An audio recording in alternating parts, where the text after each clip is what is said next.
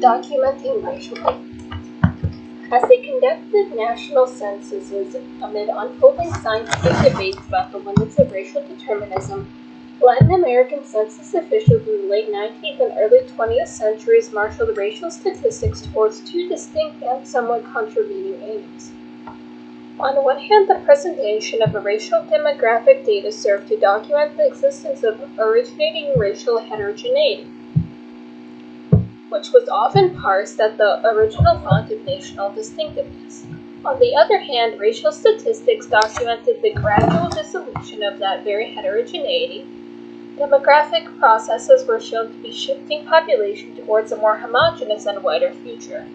The tension between these two uses of racial statistics was resolved in official census reports via discursive strategies that displace diversity to the past or a transitory present, while heralding the disappearance of racial differences in the proximate or eventual future. The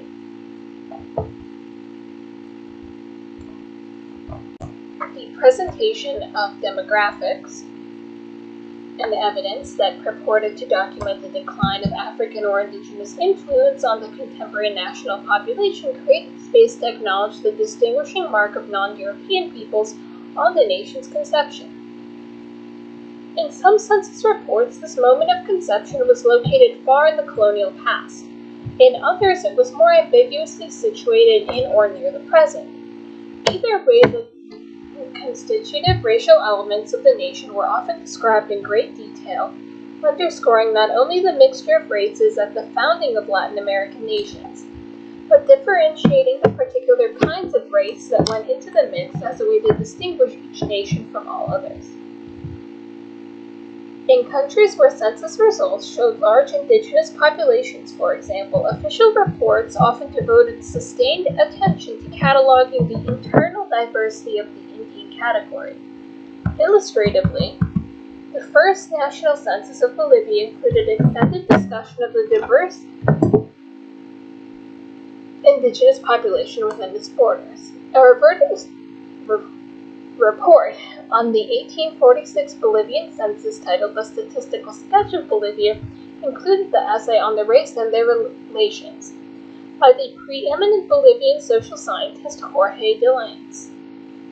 The essay described the component races of Bolivia, beginning with a brief mention that well-known races, the Spaniards, who are endowed with physical quality of a superior order and with natural intelligence, and then put among the most favored pueblos of Europe.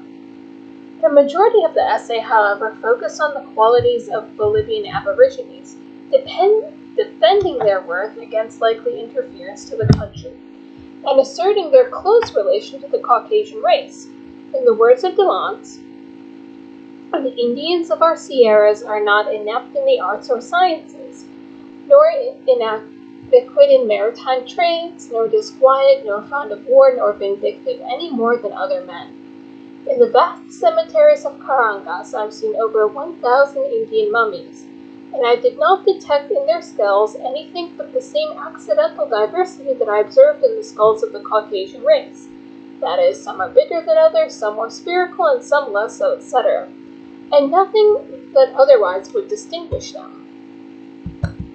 And the intellectual force of our Indians cannot be placed in doubt without infamy. Indeed, it is notorious that despite the indifference with which they have always and continue to look at their formal education and instruction, to the extreme that many have never seen their own parish priests, there cannot be found among them men as stupid as the miners of Cornwall and Lower Brittany. It is also the case that the small numbers of Indians that fate has driven to the profession of letters, many of them have distinguished themselves. The most eloquent and profound lawyer there has ever been in Caracas, who is an honor to Bolivia, and was an Indian. And de Lanz claimed that Bolivian Indians demonstrate the same aptitudes as Europeans, and this was no coincidence because the Bolivian origines of Sierras are related, son parientes, to whites, another variety of the same Caucasian race. For this reason, the author argued, these men of nature are indistinguishable from the Caucasian race except in minor detail, the author continued, which is why I judge that just like the Hindustana family is reputed to be a variety of the Caucasian race, despite their color and wide heads, oval faces, smooth dark hair, small thin bodies, so are Quichua and Amare Indians are another variety of the same Caucasian race, despite their oval-shaped orbicular eyes and small feet. And the Mojos and Chiquitos, in turn, equal men of the European race in equal circumstances, while the Gorayos and Cironos are clearly descendants from the group of Spanish explorers that got lost in the forests. The differentiation of indigenous tribes by name, the affirmation of their distinct merits, and the assertion of their proximity to the Spanish on the family tree of common humanity all serve to valorize the non-European elements that went into making the modern Bolivian nation. Delance's essay thus heralded the unique combination of the ingredients that comprised Bolivians as a distinct people. At the same time, the essay pitched a preemptive defense against those who would read the raw numbers of Bolivia's racial composition at mid-19th century through a racially deterministic lens. The majority Indian population of Bolivia should not be misread as foreshadowing a less than prosperous future for the nation in formation. 5 decades later, in 1900, Bolivia's census showed a population that was still majority indigenous, 50.91%. Again, the official census reportedly devoted several pages to describing the virtuous characteristics of the various pueblos, branches, ramas, and nations of Bolivia's indigenous peoples. Only 9% of whom it was reported still lived in a state of barbarism. After proclaiming that the diverse indigenous races of Bolivia were destined to disappear, the author of the census report affirmed that each of them had contributed to stamping this peculiar character of the nationality that is formed within the limits that today constitutes the Republic of Bolivia. A distinguishing stamp of indigenous origins was highlighted in the census of Guatemala and Mexico. In these cases, census reports often focused attention on the diversity of indigenous peoples who comprised the Indian settlement of national populations by emphasizing the array of national languages spoken within the state's territory. Linguistic diversity received extensive treatment in Mexican censuses. A language query was included on the Mexican Census Questionnaire beginning in 1895, and published reports presented detailed tables of Mexico's indigenous population according to languages spoken. The 1895 Mexican Census Report presented tables titled Population According to Habitually Spoken Language, Idioma Habitual, with numbers of speakers of various indigenous languages broken down by state and municipality. The list was extensive, including 20 different indigenous languages. Mexico's 1900 census included a separate query on Mexican languages. The varied responses were presented in tables under the subheading Indigenous Languages, Castellano, and Foreign Languages. In the report on the 1920 Mexican census, in turn, indigenous and foreign languages were implicitly marked as the tongues of outsiders, juxtaposed to the national language's official title. And the total population of Mexico was divided into speakers of 3 major language groups, with various subclassifications. National languages with only one option, Idioma Oficial, Español, Indigenous, including 43 categories, plus an official category for other indigenous languages beyond those enumerated, and foreign, including 22 nationality category, among them Ibero, a separate category for unknown, and other. Only in the first 4 nationality categories are shown.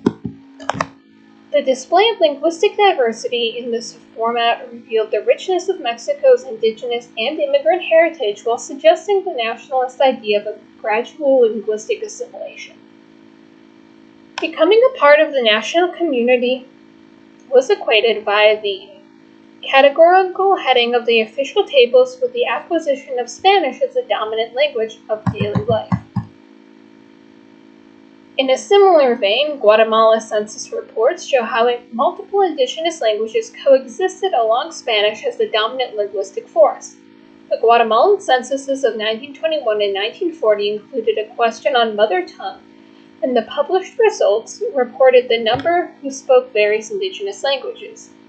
The resulting tables, such as the example reproduced in Figure 4.2, highlighted the existence of a distinctive combination of indigenous elements within the nation, while leaving no doubt over the overwhelming and inevitable numerical dominance by the nation's Spanish-speaking European face.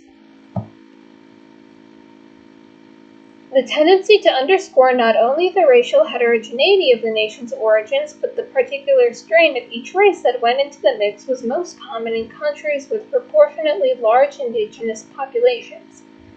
In some cases, this discursive approach was also deployed in countries with large and visible populations of African descent. In the narrative to prelude Brazil's 1920 census results, for example, Brazilian author Oliveira Viana penned a defense of the Mexican racial type that relied, in part, on careful descriptions of the particular varieties of European, African, and Indian that had got into the colonial mix. Viana argued, for example, that the Nordic European type pinnacle of de Lampuche's much-touted racial taxonomic hierarchy played a more significant role in the early colonization of Brazil than the less remarkable Portuguese. The white element in Brazil's conception was thus of premier racial quality. The particular African and indigenous races that went into the Brazilian mix were also specified, with comments to the effect the majority of Africans brought to Brazil were not of the most inferior types, and some of them even approximated European standards of beauty. The discursive emphasis on the specific racial kinds implicated in the conception of distinct national types was a common trope in Latin American census reports in the late 19th and early 20th century. Heterogeneous racial origins were explicitly acknowledged as a constitutive factor of national demographic history. Originating racial heterogeneity imbued each Latin American nation with its ineffable, unique essence, making it a distinctive nation among others. Even as the influence of non-European races in the original constitution of modern Latin American nations was openly acknowledged, however, it was simultaneously dislocated to a mythic founding moment or a transitory present. Looking to the future, the authors of census reports affirm that traces of African and Indian influences would be submerged and dissipated by unfolding demographic processes. The foundational kernel of distinction born of race mixture would remain, but the outward manifestation of the people, the nation, would trend in a progressively more homogeneous and wider direction.